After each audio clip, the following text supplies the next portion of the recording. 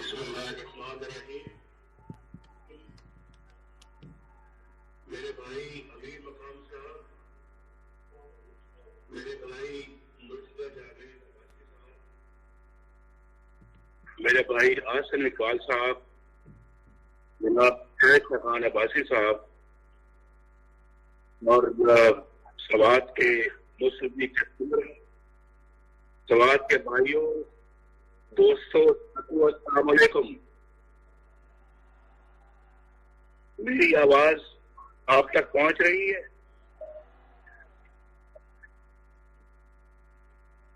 आप मुझे अपनी आवाज से बताएं, जवाब दें। मेरी आवाज आप तक पहुंच रही है?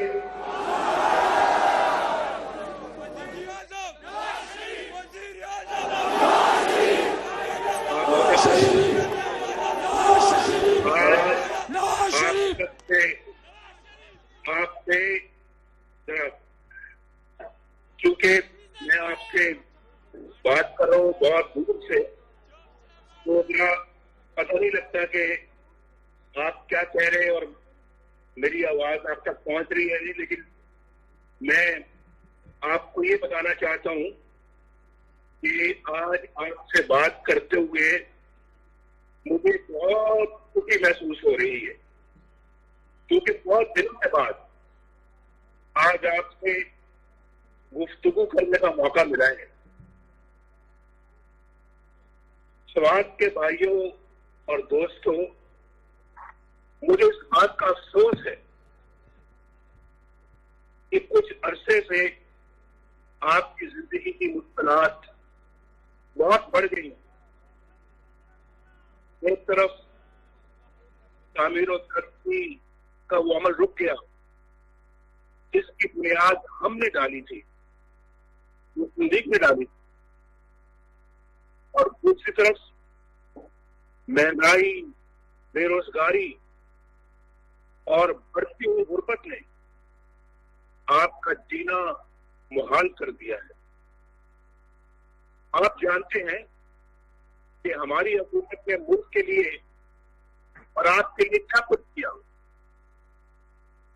आप जानते हैं कि जब तरक्याती काम होते हैं तो रोजगार के मौके पैदा होते हैं, खुशहाली आती है, दुकान की सूरत हाल बेहतर होती है, और हमने करके दिखाया और जिंदगी का पहिया आगे की तरफ चलता है। आप जानते हैं कि किस तरह लोग 20-20 घंटों की लोड शेडिंग का अजाब सह रहे थे जब हम आए, और दहशतगर्दी थी हर तरफ से। अल्लाह का शुक्र है कि जब हमारी हुकूमत खत्म हुई तो इन बहरानों पर हमने काबू पा लिया था। आप इस बात के चश्मदीद गवाह हैं। तो मैं जब कहता हूं मेरे भाइयों और दोस्तों कि आज मुझे आपसे बात करते हुए दुख हो रहा है, इस वजह से कहता हूं कि मौजूदा हुकूमत ने इस मुल्क को हर एतबार से तबाह बर्बाद करके रख दिया है। मैंने अभी कहा, महंगाई आसमान से बातें कर रही है। लोग सब्जी दाल भी नहीं खा सकते और आटा नायाब हो गया है। मुझे पता लगता है और आप बेहतर जानते हैं कि आज रोटी जो है, रोटी कितने की होती है? रोटी आपको मालूम है? आज रोटी 20 रुपए तक जा पहुंची है, जो हमारे दौर में 5 रुपए की मिलती थी। कितने की मिलती थी? 5 रुपए की। और चीनी 110 रुपए की हो चुकी है, जो हमारे दौर में 50 रुपए के लगभग। कमाल हो गया है भाई। और तो और दवाइयां जो है, दवाओं की कीमतें लोगों की पहुंच से दूर हो गई हैं, और आपको ये फैसला करना पड़ता है, जो कि बड़ा तकलीफदेह फैसला है, कि रोटी खरीदें या दवाई खरीदें या फिर बच्चों के स्कूल की फीस अदा करें या फिर उनको किताबें खरीदें। ये मैं ठीक कह रहा हूं या नहीं?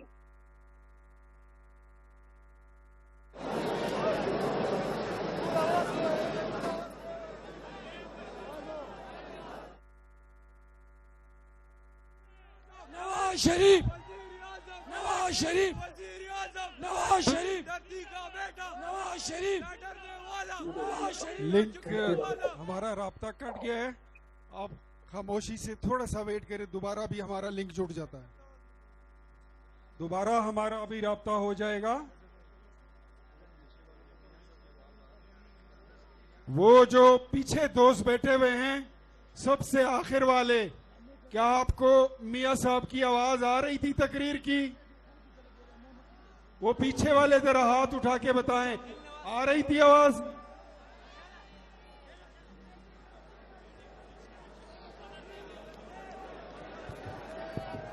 तास्तु शात आवाज रातो हमारे पास झंडे को लाओ के झंडे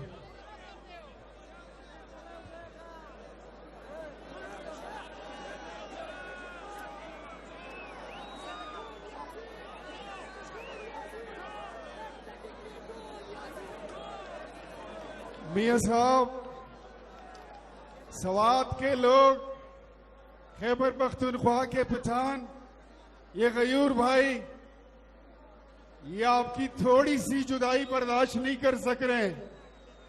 और ये जितनी जुदाइयां हैं, आज ये कौम निकली इस अहद के साथ है कि हम आपको बुलाएंगे, और ना सिर्फ आपको बुलाएंगे बल्कि जिस मसनद से आपको साजिशों के करके आपको उतारा गया था, दोबारा वही आपको बिठाएंगे। मैं कह रहा था कि बिजली और गैस की कीमतें कितनी ज्यादा बढ़ गई हैं और आपका रुपया इस सारे खिते में सबसे कमजोर हो चुका है। और यहां तक कि जो आपके हमसाए में 40 सालों से जंगों की तबाहकारी के बावजूद अफगानिस्तान, उसकी करेंसी भी रुपए से ज्यादा है। मेरे भाई और बहनों, ऐसा क्यों है? क्यों है ऐसा? उससे सुनो, मैं बताता हूं। ऐसा इसलिए है कि आप पर एक नाअहल, बदगुमान और कतई टोला मुसल्लत कर दिया गया है, जो आपको नहीं किसी और को जवाबदेह है, किसी और को, उसे आपकी नहीं किसी और की खुशी होनी चाहिए। मुस्लिम लीग नून की फतह को शिकस्त में बदलने के लिए और अपने लाडले को इक़्तिदार में लाने के लिए जो कुछ इस मुल्क में हुआ है, बच्चा जानता है। और आप तो जानते हैं, समाज के मेरे भाइयों और बुजुर्गों और साथियों, आपको भी मालूम है, मुझे अपने साथ, अपने खानदान के साथ होने वाले सलूक का दुख नहीं, लेकिन सिर्फ नवाज शरीफ से अदावत की बुनियाद पर, नवाज शरीफ हमें अच्छा नहीं लगता, सिर्फ नवाज शरीफ के अदावत की बुनियाद पर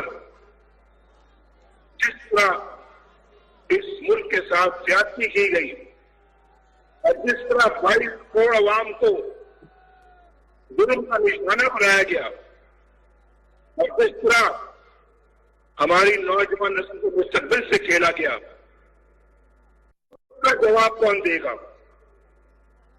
कौन देगा उसका जवाब? मैं कहता हूं कि जनरल कमर जावेद बाजवा व जनरल फैज हमीद जवाब दें कि उन्होंने पाकिस्तान के साथ के सलूक क्यों किया, उन्होंने पाकिस्तान को तबाही के घड़े में क्यों फेंका। वो कहते हैं कि ये नवाज शरीफ हमारा नाम क्यों लेता है? तो भाइयों, मेरे दोस्तों, समाज के जानसारों, आप भी मुझे बता दीजिए कि मैं किसको नाम लूं? मैं चंद आदमियों की लाकानूनियत और आइन शिकनियों का इल्जाम पूरी फौज को नहीं दे सकता। क्यों दूं मैं? ठीक है, जनरल बाजवा और जनरल साइज, आपने हजूर अपनी मर्जी की DIG तो बनवा ली, मर्जी के फैसले भी आपने हासिल कर लिए, नवाज शरीफ को वजारत उज़्मा से हटवा भी दिया। मुझे शहबाज शरीफ, मरियम नवाज और मेरे खानदान और पार्टी के लोगों को जेलों में डलवा दिया। मीडिया के जरिए हमारी किरदार खुशी अब भी जारी है।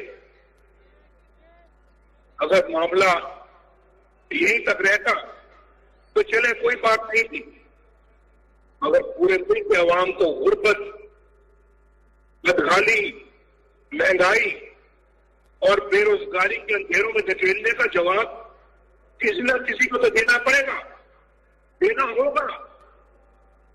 चलो, मेरा तो जुर्म था कि मैं आपकी, पाकिस्तान के अवाम की हक हुक्मरानी की बात करता था, आइन की बात करता था, जमहूरियत के असूलों की बात करता था, अपनी हदूद के अंदर रहने के लिए कहता था।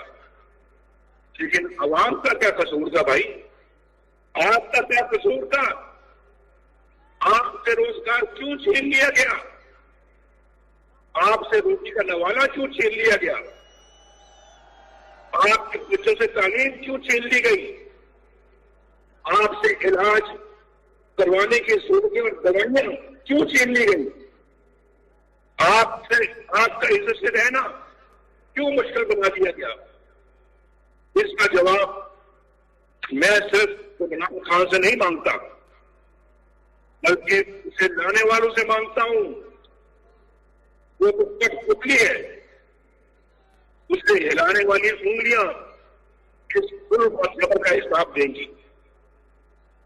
भाई और बहनों, आपने कराची में होने वाले उस मौके की तस्वीर तो सुनी होगी कि किस तरह सिंध पुलिस के सरबराह IG पुलिस रात गए, घर से अगवा करके यह सवाल बनाया गया, उसे एक बेबुनियाद गैर कानूनी FIR काटने का हुक्म दिया गया। इस तरह के मरीम नवाज और बाकी वकर का दरवाजा तोड़कर कैप्टन सफर को गिरफ्तार किया गया और फिर इस शर्मनाक रवैये पर सिंध पुलिस ने अपना रद्द-ए-अमल दिया। इस पर जनरल बाजवा ने खुद इंक्वायरी करवाने का ऐलान किया। अब एक प्रेस रिलीज जारी की जाती है कि इंक्वायरी मुकम्मल हो गई और जिम्मेदारों को जुदा जिम्मेदारी से हटा दिया गया। मैं जो कहता हूं कि यहां हुकूमत के ऊपर एक हुकूमत है, रियासत के ऊपर एक रियासत है, तो क्या कराची के वाक़े ने मेरे मौक़िफ़ को सच्चा साबित कर दिया या नहीं? पहले ये तो देखिए कि FIR दर्ज कराना ISI या रेंजर्स का काम है, ये उनकी जिम्मेदारी है।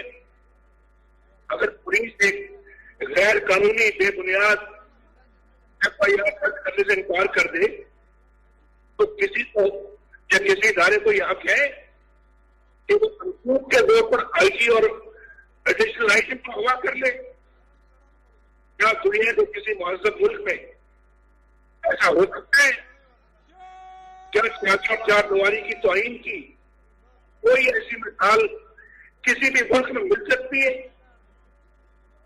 आज एक नजर उस रिपोर्ट पर डालिए। रिपोर्ट की भी प्रेस रिलीज है, बल्कि ये तो मैं कहूंगा उनके अपने ही खिलाफ एक FIR है। आप कायदे आजम के मजार पे हुकूमती की गई और अफसरों के जज्बात भड़का दिए गए, उनके जज्बात भड़क गए। कायदे आजम के मजार का एहतराम करते हो, कायदे आजम के तहरीरात का भी एहतराम करो भाई। उनका एहतराम क्यों नहीं करते? कायदे आजम की तालीमात की बेहुरमती क्यों करते हो?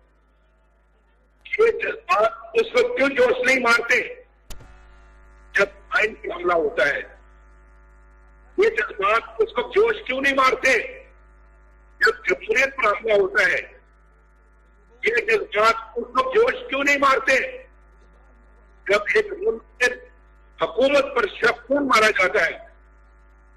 उस वक्त क्यों नहीं जोश मारते जब एक मुल्क से आपके मुंतखब वज़ीर आज़म को वज़ीर आज़म हाउस से गिरफ्तार किया जाता है, हथकड़ियां बनाई जाती हैं? और ये आप उस वक्त जोश क्यों नहीं मारते जब जजों को गिरफ्तार किया जाता है? आप उस वक्त जोश क्यों नहीं मारते जब उसके सामने धरने दिए जाते हैं और धरने दबाए जाते हैं? मेरे भाइयों और बहनों, क्या हमारे सीने में और औरत के सीने में दिल नहीं? क्या आपका और हमारे जज्बात की कोई कदर और कीमत नहीं? चंद लोगों के जज्बात में उबाल आता है तो वो हड्डी को उठाकर ले जाते हैं। किसी जर्नैल का खून जोश मारता है और वज़ीर आज़म को उठाकर जेल में डाल देता है और खुद हुकूमत पर साबित हो जाता है। किसी के जज्बात में गर्मी आती है तो किसी सहाफी को उठाकर ले जाता है। एक प्रेस रिलीज जारी करने वालों ने इतना भी नहीं सोचा कि ये क्या काम किया रहा है। राजनीति की मुल्की मफाद में नजरियत को तो बिना पर हमें गद्दार करार दे दिया जाता है। लेकिन आज तुम खुद अपने इदारों में काम लेकर को बता रहे हो कि हमारे अफसरान इस कदर गैर जिम्मेदार हैं कि आप यहाँ पर किसी भी वक्त वो कुछ भी कर सकते हैं। शाबाश शाबाश। ऐसे में तो उन्हें आइन का ख्याल आता है ना कानून का और ना ही अपने हल्फ का और ना फौज के इदारे का, ना किसी चेन ऑफ कमांड का। इस बात की रूह में बहकर कुछ भी कर सकते हैं और फिर इतने बड़े टीम को दो इदारों के दरमियान गलत साजिश का नाम दिया गया। तो पुलिस में सूबाई पुलिस के सरबराह को आप करके FIR दर्ज करने का जिक्र भी नहीं है। उन अफसरान के नाम तक नहीं बताए गए। उन्होंने सब कुछ किया इसलिए कि ये नाम मुकद्दस है। वाह, ये सिर्फ 22 सियासतदान है तो आपके लोग सियासतदान ही है जिनके नाम के साथ चोर, डाकू, लुटेरे और गद्दार सभी कुछ लगा देते हैं। भाई ठीक करके हमारी किरदार कुशी करो, ठीक करो, जेलों में डालो, नामों को गाली बना दो। लेकिन मैं आपको बता दूं, अब ऐसे नहीं चलेगा, ना चलना चाहिए। सर्विस जजों के खानदानों की जाती है, साहब के नाम लेकर निशाना बनाया जाता है। अगर से आईनी काम करने वालों के नाम लेकर उनकी की जाएगी तो फिर उन सबके नाम भी जरूर दिए जाएंगे। आइन, जमहूरियत और अवाम की मैं इस प्रेस रिलीज की फिर एक दफा करता हूं और उसको सरत करता हूं। ये कोई रिपोर्ट नहीं बल्कि एक मन घड़त अफसाना है जिसमें किसी सवाल का वादे जवाब देने की बजाय बेशुमार नए सवाल आ दिए, जिसने इस वारदात को रूप देने वाले असल किरदारों पर पर्दा डालकर बनने वालों को बुखारी का बकरा बना दिया। पाकिस्तान को बेहद नुकसान हो गया है। मेरे दोस्त, मुझे पता लगा है कि शायद बात है और बारिश होने वाली है। बिल्कुल अपनी गुफ्तगू को हवालत नहीं देना चाहता। यही है रियासत के ऊपर रियासत जो मैं आपको बताना चाहता हूँ। किसी को रियासत को रियासत कहते हैं, किसी को हुकूमत के ऊपर हुकूमत कहते हैं। और यही है वो सोच जो मेरे रात पाकिस्तान को आगे बढ़ने नहीं दे रही। यही है क्या कह रहे हैं, यही हमारे लिए घाटे का सौदा है जो आवाम की सच्चाई को सामने नहीं दे रही। जो रोक टोक करने वाले, आइन तस्कीन करने वाले सियासतदानों को इबरत का निशान। भाई और बहनों, से कोई गलत फहमी नहीं है। होती चाहते हैं बल्कि तारीख साबित करती है। हमने हमेशा अपने दारों को मजबूत किया है, मैंने किया है और मुझे पता है मैंने अपने अफवाज पाकिस्तान को मजबूत करने में कार्रवाई की है। इसलिए तो कई आम इदारों को और अहलकारों को आइन का एहतराम करने का कहते हैं।